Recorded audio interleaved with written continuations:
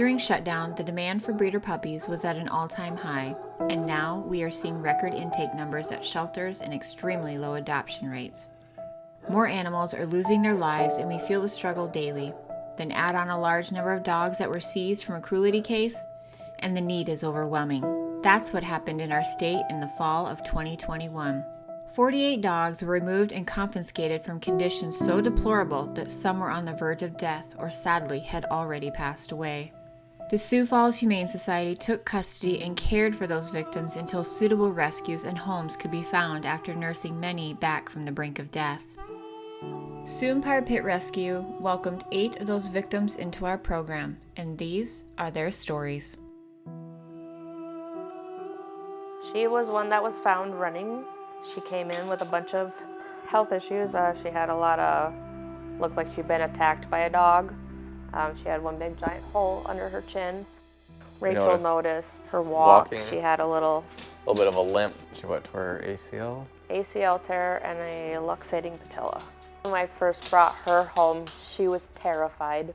The next morning, actually, trying to get her out of the bedroom, she would not come out of the bedroom. She actually peed on the floor. She was just too scared.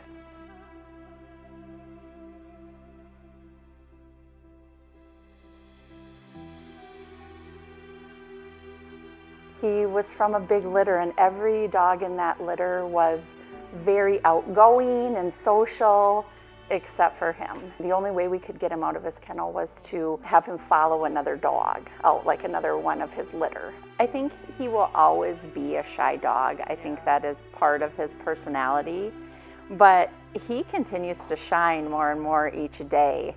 He had so many parasites. He had a lot of parasites. He had a ton of parasites. So he had luxating patellas in both of his rear knees. But he's so resilient because he never cried out in pain or anything like that, but you could tell he wasn't walking normal. Dr. Tom once said that if any of us had the same condition that he had, there's no way we would be walking, we would be wheelchair bound. He didn't ever let it get him down, and he just still tried to function through it. It was amazing.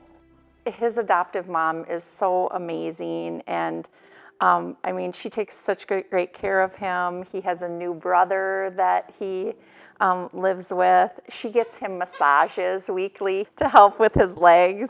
She's so amazing for him. So I've even seen his personality shine even more.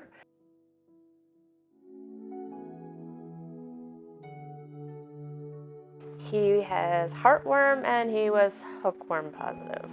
When he first came in, he was pretty happy. And we have learned tie downs are an issue. They said it's a trigger from being on a 10-pound weight chain. He's very rambunctious. He'll play outside for a long time. He likes a laser pointer. He'll chase a laser pointer at night. Yep.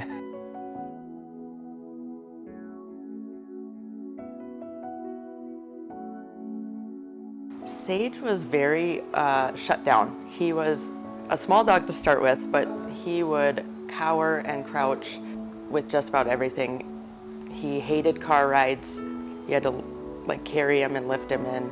He was scared of loud noises, scared of all of us. Yeah, but especially Jade. Towards the end, then he finally would sit on my lap and put the blanket on my legs, and then he would sit on my lap. He had it sounded like severe allergy issues with his feet or skin, but mostly on his feet. There's videos where he's tap dancing and they were really red and really bad, and it took a long time to get those under control. And he had some kind of parasite. From the sounds of it, he was healthier than a lot of them. Sage was such a lovable dog. He never wanted anything. I just have not met a dog that has come from what I've heard. He can't, chains and outdoors and never been inside and never known a family, to a dog that loves everyone and everything. It was amazing to see him blossom. Yeah, it's like it never even happened. Yeah, and it took him 9 months. And there might always be a few things, but it's amazing how resilient they are.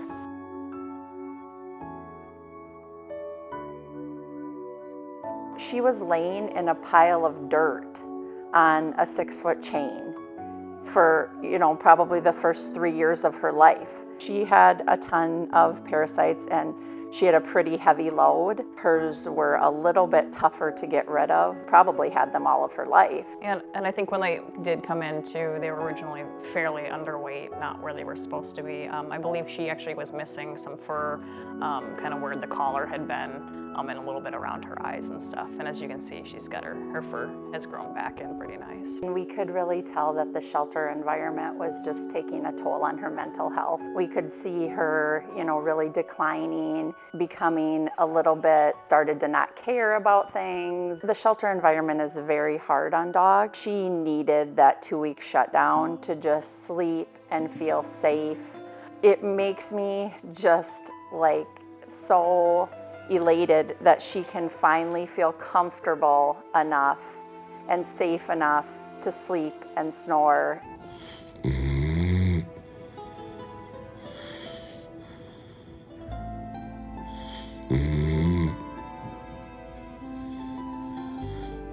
For her to have just the feeling of being safe, that she can sleep like that, that's priceless to me.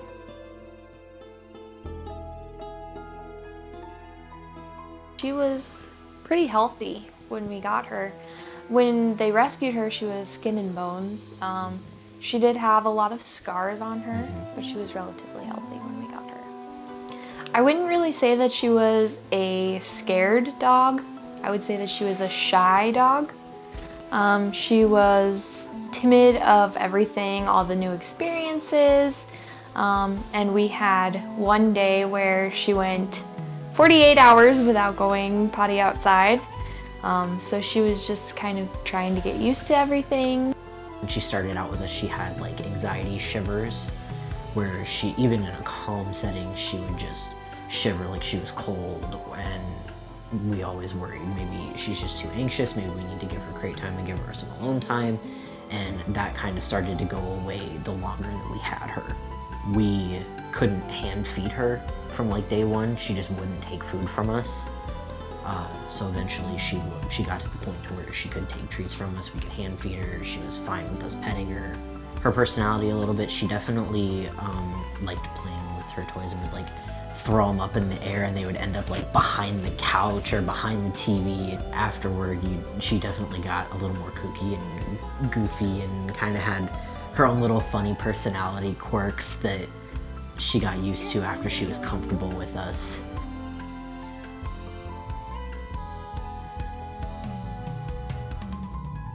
So Wasabi was rescued as part of the Olivet dog cruelty case. He spent 7 months at a shelter afterwards before he came to our place. He was chained across the property out there. He's got a big scar down his back from something that the owner did, probably dumping hot oil on him to kill fleas or something like that. And his tongue, he's missing the first probably inch of his tongue. Either he bit it off or someone else may have bit it off for him. He acted like a normal dog. You couldn't really tell that he had any trauma in his past life. He's super social, super friendly. Our resident dog, Quinoa, befriended him very quickly and kind of taught him how to not be afraid of cars and stairs. They were obstacles at first, but pretty short-lived. He got used to them pretty quickly.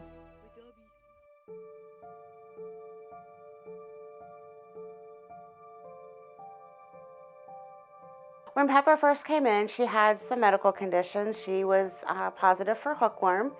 So that took a good 3 months of medication and retesting to make her healthy. She is now hookworm negative. Her mental health when she came in, she was a little shut down just due to the fact that being a chained dog, the world is a new, scary place. However, no matter what had happened to her, all she wanted was love. Which is what is amazing about chained dogs is no matter what people do to them, they just want to be loved. She is learning that love comes from everybody, from kids and adults and women and men, and she has no fear of any of the above and just wants lots of love and attention. She would love a family that is active, whether that be with hiking or car rides, going out and about. She loves to be with her people. With your support to Sioux Empire Pit Rescue, these lucky 8, Sugar, spice, sage, serrano, saffron, pepper, Cajun, and wasabi, are no longer victims. They are survivors.